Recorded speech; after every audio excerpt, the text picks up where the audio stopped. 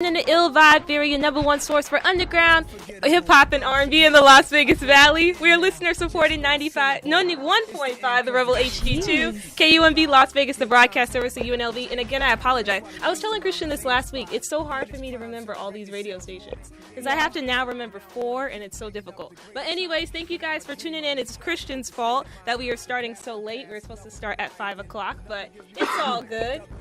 It's all good, Christian. But we have a very, very special guest in the studio today. We have R&B neo-soul singer-songwriter Todd Zack Jr. from Ohio. So say what's up to the people. Hey, what's going on, everybody? How are you today? I'm good. Happy to be here. Good. So how long have you been living in Vegas, by the way? I've been living in Vegas since the summer of 2011. I got here very beginning of July. Nice. Well, we really appreciate you coming. And I appreciate you. And then, as I was saying a little bit earlier, I literally met Todd on Monday. I know Christian met him a while ago because he did a music video with him. Or I don't really know your guys' relationship, but just meeting him, hearing one song, his track, Organic, I was like, okay, this guy seems sincere. He has a really good vibes, but we needed him on the show. So thank you for coming so quick. It was like literally a week. No problem. And we turned it around. So thank you for coming out. Thank you for having me. But before we get way too deep into the music, one thing that I found interesting about you is that you are in the Air Force, which you wouldn't really expect from an artist per se. So you said that was like a really tough decision for you. So can you talk a little bit about that story? Yeah. So like in high school, I never really would have thought that the Air Force would have been a thing for me. I graduated high school in 2008, and I went to college a little bit afterwards. College didn't really work out because I was like the kid who was like fresh 17, didn't really focus, and pretty much wasn't focused on school, so I got like academically kicked out. And then I ended up moving back home with family, kind of butt heads with that. I was like the kid who was like going to school part-time, like working a full-time job, like still dealing with the stress of like parents being mad at the situation of getting kicked out of a university. And it was just tough. But my dad was in the Army, and my dad's father, my grandfather, was in the Air Force, and he's retired Air Force. And they kind of put that in my head, like, well, maybe it would be a good look for you. And at first I was like, I had a lot of misconceptions when it came to things like I didn't want to fight a war, I don't want to get deployed. Yeah. But I basically one day was just like sitting around. I was just like, I'm really tired of being stagnant. So I went to a recruiter. I happened to have a really good recruiter, and he basically gave me a base tour of Wright-Patterson Air Force Base in Dayton, Ohio. And I thought it was pretty cool to see, like, it was everything I didn't expect. Like, I seen that it was more so just like a normal, like, 9-to-5 job. It's just everybody's in uniforms. But that's after, like, the training phase of going through boot camp and everything like that. So I made the decision. I just looked at it like, you know what? I want to pick a job that is going to give me something, to fall back on. Like, a lot of people who really want music aspirations, like who have music aspirations, they tend to just like drop it all, like, and they want music to be their plan A. Like, music is my plan A, but I'm also very realistic when it comes to the way that I live my life. So I just use the Air Force as like a step ladder, like to get to all my goals. So for sure, I really respect that. I thought that was interesting of you. And can you talk about how that career has shaped you as a person and an artist? I feel like it's done a lot for me because, like, before, when I really tried to do music, I think my parents didn't really take me seriously, and a lot of people didn't take me seriously because I would talk so much about how I wanted this, that, and the third, but the actions never aligned with what I said. And just like with college, like, my time management skills were terrible. Like, I never went to class. Like, I was turning in stuff late. My focus was just off. So the Air Force helped me, get a sense of time management, get a sense of, pride in your work. And it really like, more than anything, showed me how bad I wanted to do music because the Air Force, like, although, like, my current job schedule is cool and it allows me to do a lot of things with music, like, it wasn't always like that. Like, going through boot camp, that's 8 weeks away from your phone, from Twitter, from Facebook, from everybody that you know, and away from recording. And there's times like this year, like, I actually got selected to do South by Southwest but couldn't go because of work. So, and last year I was like sitting there like, man, I want to apply. I was like telling my boy, like, I really want to do South by Southwest, and this year I got selected to do it but couldn't even go. So it sucked, but it definitely like shows me that, you just got to put the work in. And I see a lot of people who have way more time than me doing a lot less. So I'm just in constant work mode. Like, it's my work ethic that I feel like separates me from everybody else. Definitely. I agree with that. And I guess you already answered one of my next questions, so you can go ahead. Yeah, so you say you attribute your interest in R&B to Bobby Valentino's first album. Yeah. What was it about that album that intrigued you the most? Okay, so I know when people hear that, they're probably like, Bobby V's first album, like what? It was a good one. It was, man, and I feel like a lot of people's favorite time, like they always go to like, I love '90s R&B, and it's like that's cool, man. But like to me, like the best R&B that I related to was like early 2000s era, just because like that's when you had like Confessions, which was like a great album, and then like Bobby V's like album. The reason why it was so good to me is because it's everything that I wanted in the first album. He locked in with 2 producers with Tim and Bob on every song. So it's a 17-track project, and he locked in with those 2. They were in one house in LA, and they created what's his sound. And now people who grew like as like big fans of him, like seeing how that was his biggest selling album with like Slow Down on it and stuff, like they miss that sound of him. They're like, well, I wish he just stayed with Tim and Bob, like, because now he kind of went from like having his own sound to when he got, you know, that buzz and that fame, like, you know, messing with like, you know, more bigger producers. But like people who really have, you know, that love for their artists, like fall in love with that organic sound. So like I think that's what did it for me. Like in addition to like our sounds kind of being similar and like at the time being able to relate to a lot of what was on the album and wanting to make those kind of records, like it just really it did something for me. And I was just like, you know, I always want my first project to be like that, and I'm happy that I feel like the first major one that I put out so far was kind of like that. I like that. I really appreciate that. Aside from just the sound of it, like you really broke it down like technically. Like he did this, and this is what I liked about it. Like the 17 tracks, everything. Yep. I like that you look at all different perspectives of it than just like it sounded really good. You know what I mean? Yeah, I feel like just paying attention to details like the most important thing. Like because I mean it's a craft. So I didn't mean to cut you off. I'm That's sorry. all good. But just speaking of that, it just reminded me because when we were looking at your bio, it was talking about how before you started messing with, you know, you were saying like dope producers. Yeah. You used to just rip instrumentals. Yeah. So what was it that you like listened for when you were just listening to the instrumentals? I don't think it was like. In the beginning, it's hard to say, man, because like I know when people like hear that, they think like, oh, he probably like ripped all these R&B instrumentals, but in reality, like the first instrumentals I really like stepped to was rap stuff, like because I always wanted to challenge myself, like, and if anybody's listening to me, they know I kind of have like that wittiness with the way I like step the tracks aside from just the soul lane, like, you know, like I kind of like beats that had that bounce, and like all that started from writing over rap beats. And like my 2 homies I used to be in a group with, like they just tweeted me like a little bit ago. Shout out to Be Smooth. And like I used to sit at my grandma's house like with them, and they were the ones who were like, bro, like try to step to this. You used to just challenge me, like see if you could write to this, see if you could write to this, see if you could write to this. So I think like stepping to those like instrumentals that nobody thinks a singer can step to is the reason why like my sound is so versatile now. I do like that.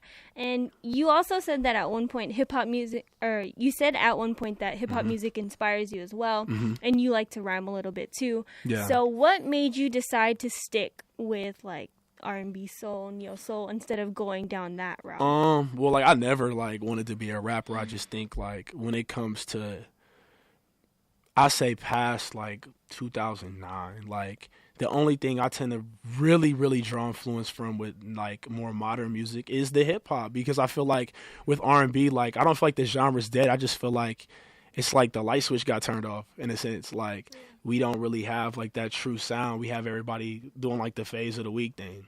And I'm not a fan of it. So, like, you have artists like, you know, like Joey, like Kendrick Cole, you know, Sean. And, like, seeing how I've been able to meet some of them. And, like, to see them, like, from day one, like, their sound was like this, and they hear them, like, 5 years later when they have, like, mainstream success, still stick to the same sound. Like, it's dope, but I can't say that for anybody with R&B. Like, it's always been a change. You got people who don't really write their songs who, like, the first album doesn't sound like the second, which doesn't sound like the third. And it's like you're losing that cult fan base and the people that love you. So I think that's really what it was. That's interesting. Me and Christian were talking about that recently, and why he likes Kehlani so much. Oh, we all really like her. I don't know if you've heard of her. No, shout out to her. I actually just hit her on Twitter like, the other day. Oh, yeah. Exactly. And he like can rant about that exactly all day. What you said though, bro. Like in terms of R&B and the light switch being flipped off, you know what I mean? It's definitely in today's age, bro. And like I can you know, just using her as an example to attest to be honest, you know what I mean?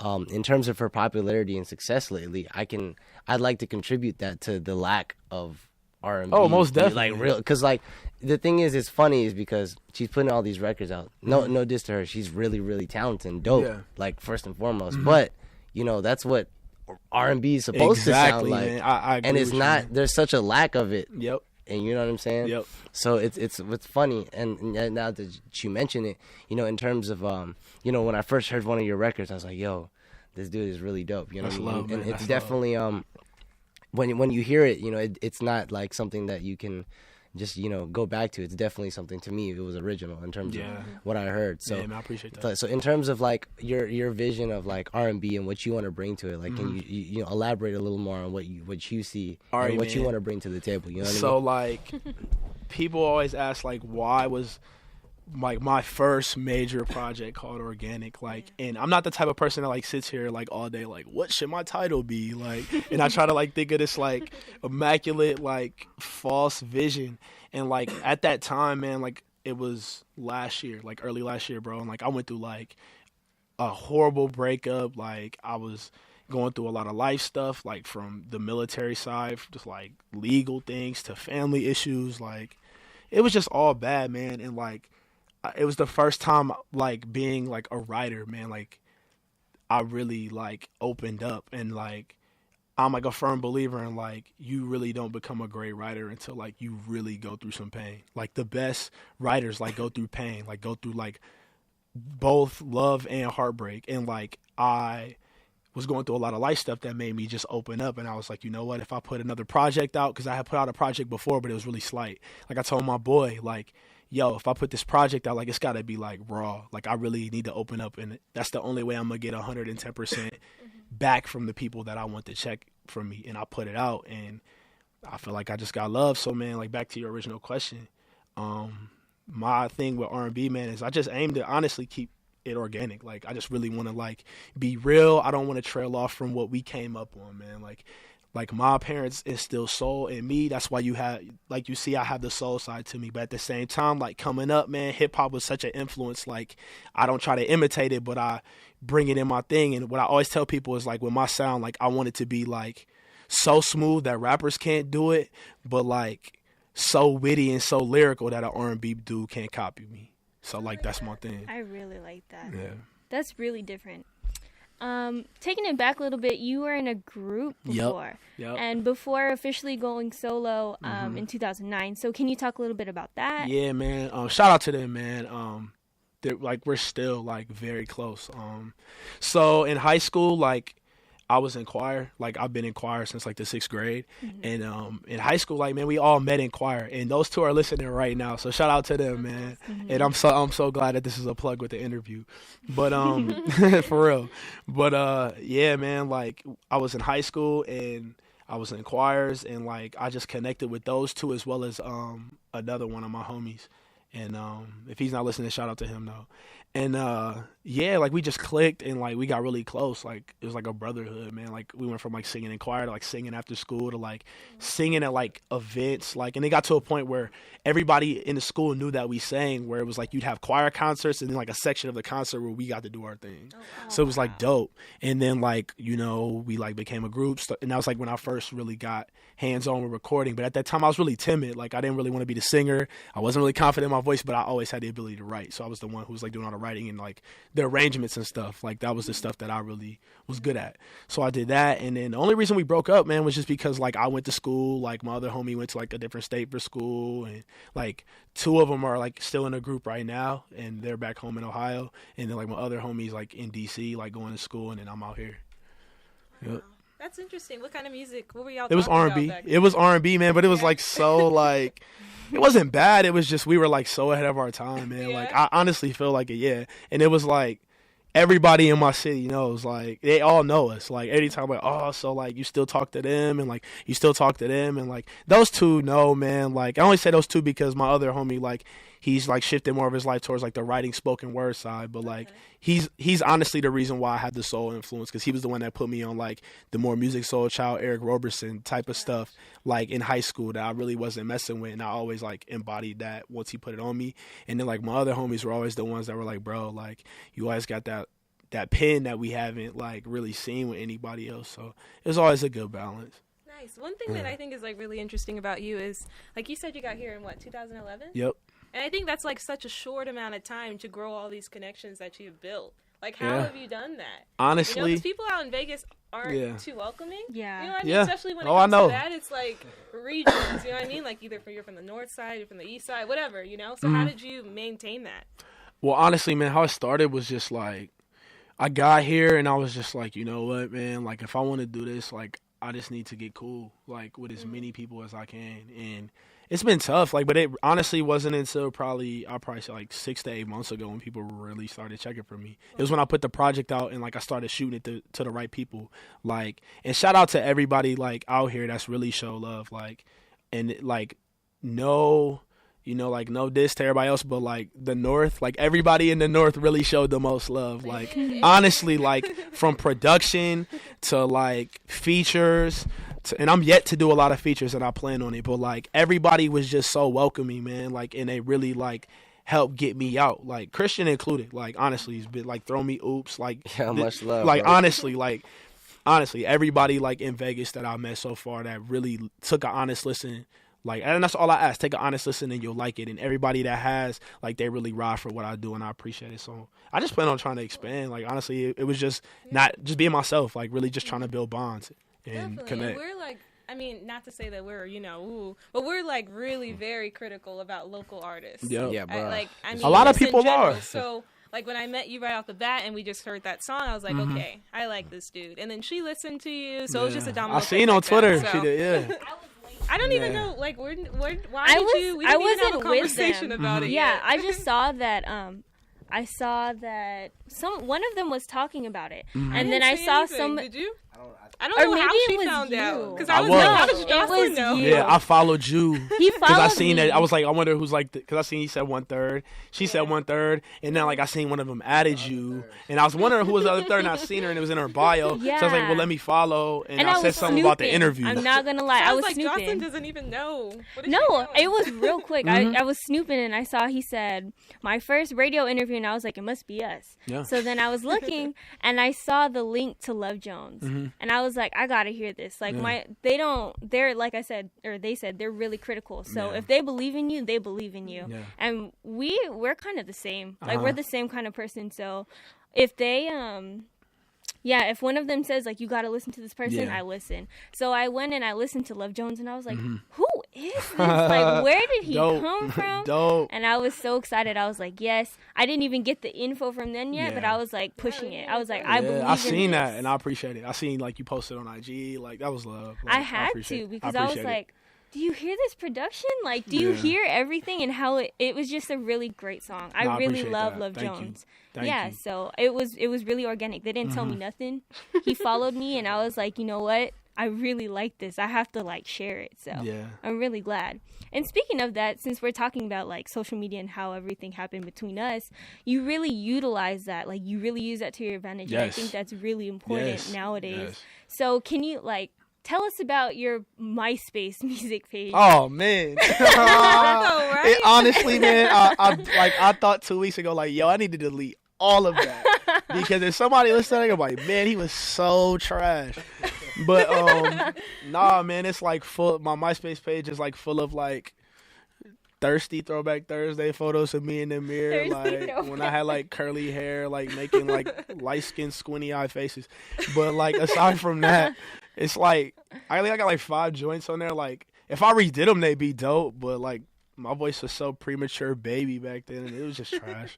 But no, man, like MySpace was cool because like I thought it was so dope that was the first like music site where like people were like, you know, you got to see like everything, like views. You got to like still have a profile, still, you know, connect with people, and you still can message the people that you wanted to work with. So like with MySpace, like the reason why I say it was so dope is because like back then, like when MySpace like really introduced like the artist side of it, you had rankings like unsigned. It was unsigned, indie, and major. And, like, as an artist, you could, like, put, like, 3 genres in if you were unsigned, indie, or major. So I put unsigned in, like, under neo-soul category. And, like, I did this one a cappella song that, like, took off. Like, it just got, like, I think it got, like, 1 million plays my god. in like 5 months. And like it got to a point where like on like the unsigned category for like 6 weeks straight, I was number one. That's So like so that, tight. so like I made a Twitter off of that. And I just used both and kind of made the transition from when MySpace was fading out and Twitter was getting hot and like Facebook was getting hot, like into that. So that's kind of, so like by doing that and being consistent, like I think that's kind of how like my follower count got up. For sure, and YouTube too, because I was looking at Yeah, like YouTube slightly, and 1,000. like I know, like Okay. like my boys always tell me, like, and a lot of people, like females too, like, yo, you should do like way more covers, and like covers are cool, but like it's so many people doing that, and like I feel like when you do it, you get put into a box. But like I agree. I plan on like doing way more visual stuff, like videos and everything. And what's crazy about YouTube is like we put like the video that Christian did for me on there, but like they took it off because like somebody flagged it for inappropriate use because we had like a Henny bottle and a Black and Mild in there. I don't know, or it was just hating. I don't know. I can't speak on it, Wow. but like it was like right over 10K views in like 2 weeks, and somebody flagged it. So it's on Vimeo right now. Like if you go to my SoundCloud, like SoundCloud.com/Zack Jr., like you'll see when you listen to the record It's on the website that too. yeah, like you'll see the video and stuff, but. No, for sure. Now that I'm thinking about it, I remember seeing, I don't know if Christian showed it to me or if he emailed it to me, but I did see that music video, and I was like, okay, this guy's interesting. I want to see what else he does. Yeah. But that was a while ago. Yeah, it was. Like last year. Yeah, it was. It was like So- last fall. That was Take the was. floor. I remember you hit me up. Remember you were like, "Yo, didn't you did this video or something?" I don't. I'm going off topic, but no. So yeah, that came out. Like, how many months has it been? Bro, since it's probably like, I want to say like September or Bro, October. Like somewhere time around flies, right? Yeah. Man. So you know, in terms of everything, I know you've been like, you know, you were sick last month, so you weren't able to Yes. record. So, and you know, just the other day we were talking about how you were going to a studio session and Yep. whatnot. So, in terms of everything, like music wise, and you being in the lab and whatnot. So what can we expect in terms of coming soon, and Yeah. and what direction are you trying to go to in terms of all the new music? You know All what I right, mean? man. I'm actually, this is the first time like I've told people because everybody asked me this question, so I'm gonna like tell everybody now. So like, all right, so everybody's like, when's the next project? Like the biggest thing I've been on right now is like consistency. Like I've thought so many times, like, because I felt like when I put out organic, like people listen to it, but I still felt like it was slept on. And my biggest thing is like how you mentioned like Kaylani, like she's consistent. Like in SoundCloud is where she got her buzz. Yeah. So my thing is like if I give people like for the last every 2 weeks, like for the last probably 6 weeks, I put something out, and I put out like remastered versions of 2 songs that I did, and like my buzz has increased. Like I've averaged over like 900 plays in the last like 3 weeks every day, like when I check on SoundCloud, which is dope, and like it's the most like I've ever averaged daily. So my thing is just being consistent, but like as far as like being in a lab and stuff, man, like my vision for what I'm gonna do is this. Like I've had this concept for this project called Late Night Revelations, like since like 2010, and it's basically it's like surrounded around like what goes on like a man's mind like late at night, like from, you know, like being the insomniac, like up, like, you know, worried about like work, like, you know, relationship situations, like life, you know, everything that keeps anybody up late, but more so from a man's perspective. And I was like, you know, I just want to do one project, but then I realized nowadays, like, people don't really retain like anything more than a 10 joint project unless like they really rock with you. Yeah. So my thing is this: what I'm gonna do is it's mid-April right now. Around like May 15th, I'm gonna drop the first set. What I'm gonna do is like I'm breaking up the titles. So Late is gonna be the first EP, and then a month after that I'm gonna drop Night, and then a month after that I'm gonna drop Revelations. So each one is gonna have a theme. Late is gonna be like the stuff you like to hear in your whip. Night is gonna be like, you know, the more like, you know, intimate, sexual oriented records, you know, for like ladies. and and then like Revelations is gonna be like, you know, me telling my stories as far as like, you know, life stresses and, you know, just things that I feel like people could really relate to. That's all real too. Like everything I write about is either from something I've gone through, am going through, or like a perspective that I get influenced or inspired on.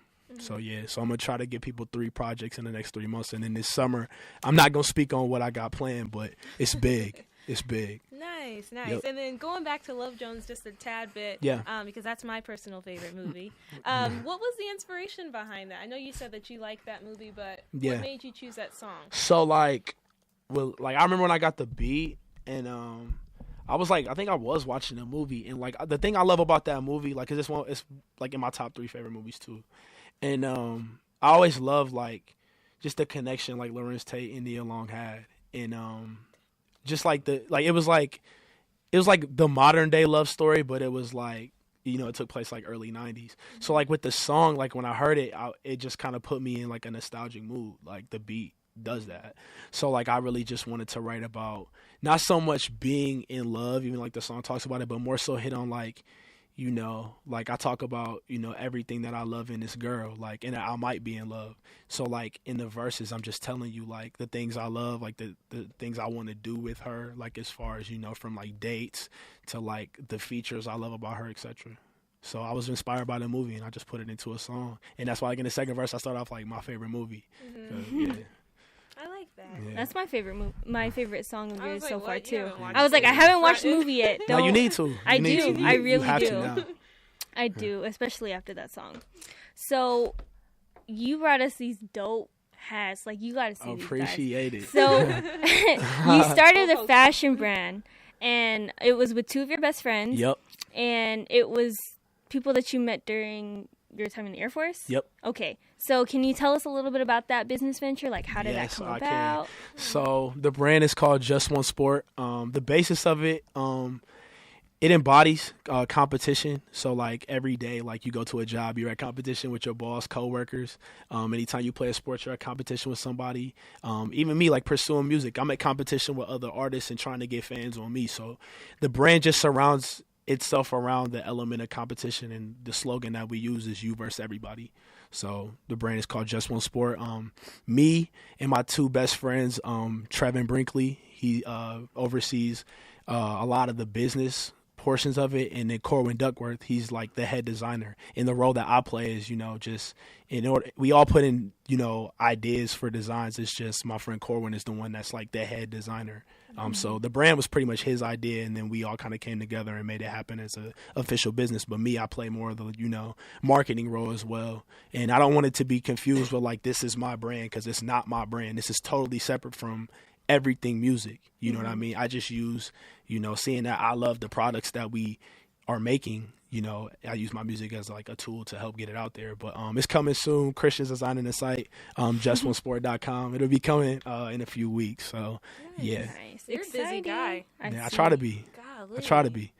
That's really cool. Well, thank you so much for answering all our questions Oh, and no coming problem. out. Is there anything else that you wanted to add? Anything ask you? No, man, I appreciate everybody that's listening right now. You got a lot of supporters. They're blowing up my phone. That's so dope, man. That's so That's dope. awesome. My text kind of going ham right now too. But no, man, honestly, like I appreciate every person listening. If you guys haven't noticed, I appreciate everybody that listens, that hits me up about feedback. I always respond to everybody, and I make that a priority because I really do appreciate it. For those that are listening to Ill Vibe Theory right now and you haven't heard my music and you're wondering where you can find it, soundcloud.com/Todd Zack Jr. So TODDZACKJR. And you can follow me on Twitter at Todd Zack Jr., Instagram at Todd Zack Jr., Snapchat, same thing. So yeah, I just appreciate all the love. Perfect. Well, we're going to get into these 2 tracks. We already played Love Jones. So first up, we got Muse. If you want to introduce that, any way you